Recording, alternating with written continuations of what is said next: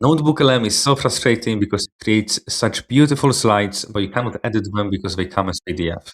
But there is a way around it, and I'll show you. So you still need to download this as a PDF, and also you need to get yourself a PDF editor like PDNob. And I use this because there is a free version, and on that free version, I can perform OCR 2 times a day.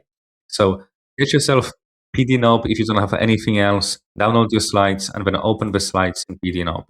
And now I have them here in PDNob, right? So the slides are just beautiful. And the first thing you need to do is you need to perform OCR, and it is even suggesting to me to do it because it's a scanned PDF. All pages perform OCR, and we'll just need to wait a couple of minutes.